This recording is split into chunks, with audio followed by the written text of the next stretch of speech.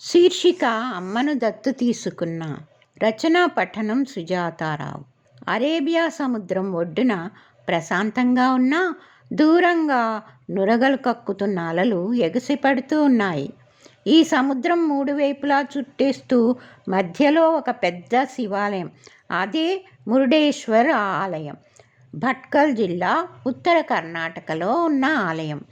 సర్వభూతాలకు సర్వసాక్షి నేనే అన్నట్లు తీరాన దూరాన కూడా గోచరమో అతిపెద్ద శివుని విగ్రహం. ఎందరో పర్యాటకులు భక్తులు వస్తుంటారు.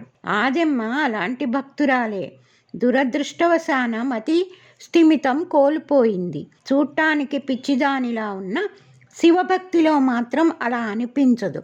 ఆలయం చుట్టూ ఊడ్చి ముగ్గులు వేయడం, యాత్రికులను ఆత్మీయంగా పలకరించడం, వారిచ్చిన తృణమో పణమో స్వీకరించి దానితో కడుపు నింపుకుంటూ ఉంటుంది.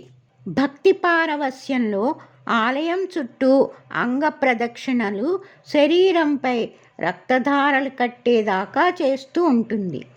ఆ రోజు కూడా యాత్రా స్పెషల్ బస్సు వచ్చి ఆ క్షేత్రంలో ఆగింది. ఇద్దరు యువకులు దిగారు, కీర్తన్, సుహాస్. వీరు శారదా అనాథాశ్రమంలో పెరిగి చదువుకుని ఈ రోజున ఉద్యోగం సంపాదించి తమ కాళ్ళపై తాము నిలవగలిగారు. హఠాత్తుగా కీర్తన్ దృష్టి ఆదెమ్మపై పడింది. ఒక్కసారిగా అడుగు పడక నిలబడిపోయాడు. ఒరే కీర్తన్, ఏమైందిరా? సుహాస్ సందేహంతో అడిగాడు. ఆ అమ్మను చూడరా, ఎంత దయనీయంగా ఉందో, ఎంత తన్మయ భక్తో. మాదేవా మాదేవా అంటూ నామస్మరణతో వంటిపై గాయాలు పడిన ప్రదక్షిణలు మానటం లేదు. ఎలా అయినా అమ్మను మాట్లాడించాలి అంటూ ఆమె వైపు నడిచారు ఇద్దరు.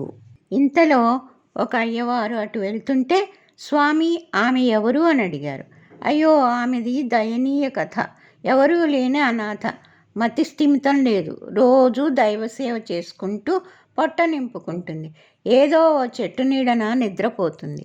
పాపం ఆడకూతురు అంటూ జాలిగా పలికి వెళ్ళిపోయారు అయ్యవారు. కీర్తన్, సుహాస్ నిశ్శబ్దంగా నడుస్తున్నారు. ఏంటి, ఆ పిచ్చిదాన్ని దత్తు తీసుకుంటావా? నీకు పిచ్చెక్కిందా ఏ? అన్నాడు సుహాస్ ఆశ్చర్యంగా కీర్తన్ వైపు చూస్తూ. నాకు అమ్మ లేదు, ఆమెకు పిల్లలు లేరు. అందరూ పిల్లలను దత్తు తీసుకుంటారు. నేను పద్ధతి మార్చేసి ఆమెనే దత్తు తీసుకుంటాను. పద, అయ్యవారలను అడుగుదాం అంటూ ఇద్దరు వెళ్ళి అడిగారు. నాయనలారా, ఆమె వస్తానంటే మాకేం అభ్యంతరం? ఆమెకు నీడ దొరుకుతుంది కదా. అయ్యవారి అంగీకారం అయింది. ఇక ఆదెమ్మ దగ్గరకు వచ్చి, అమ్మా, నువ్వు మాతో వస్తావా? కీర్తన్ కంఠం ఆప్యాయంగా అడిగింది. బాబు, నన్ను అమ్మ అన్నావా? ఏది, మళ్ళీ ఓసారి అను బాబు. ఈ పిలుపు కోసం ఇంతకాలం ఈ అంగ ప్రదక్షిణలు చేస్తున్నాను. మా దేవుడు కరుణించాడు. నీతో వస్తే నన్ను బాగా చూస్తావా అంది ఆదెమ్మ. ఆదెమ్మ కొత్త మనిషిని నమ్మకపోవడంలో అర్థం ఉంది. చూసుకుంటా, నీకు చక్కటి దుస్తులు, మందులు, భోజనం, పోషణ అన్నీ నేనే చూసుకుంటా. నాకు అమ్మా నాన్న ఎవరూ లేరు, అనాథను. నాకు నువ్వు, నీకు నేను అంటుండగానే ఆదెమ్మ గబాలన వాటేసుకుని, మా బాబే, ఇన్ని రోజులు రాతిలో దేవుణ్ణి చూశాను, ఇప్పుడు మనిషిలో దేవుణ్ణి చూస్తున్నాను. నాయన, ఏది మనిల్లు? పద పద పద మరి అంటూ వాళ్ళిద్దరికన్నా ముందే నడవసాగింది. కీర్తన్, సుహాస్లు ఆమెను అనుసరించారు. ఒరే కీర్తన్, ఆ మధ్య కొందరు మహానుభావులు గ్రామాలు దత్తు తీసుకున్న వార్తలు వినవచ్చాయి. వారు ఎంత ఉద్ధరించారో నాకు తెలియదు కానీ ఒక అతి సామాన్య మనిషివి నీవు. ఆలోచన రావటం నిజంగా గర్వించదగిన విషయం రా అంటూ ఆనంద బాష్పాలతో కీర్తన్ను హృదయానికి హత్తుకున్నాడు సుహాస్.